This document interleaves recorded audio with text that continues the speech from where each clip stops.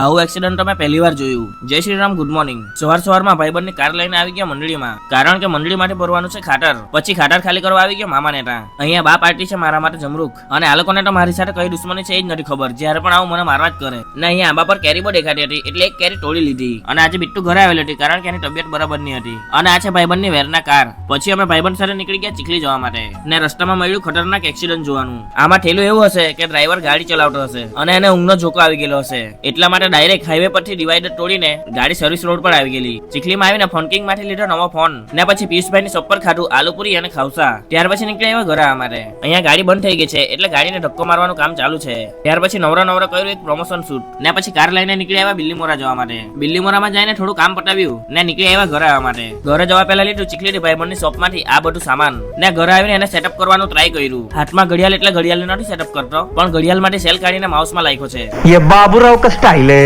પણ આ બધું ડેસ્કટોપ નું સેટઅપ બહુ ટાઈમ થી પડી રહેલું હતું, એટલે એને સર્વિસ કરાવવા પડે એવું છે. પછી ચાલુ થઈ જશે.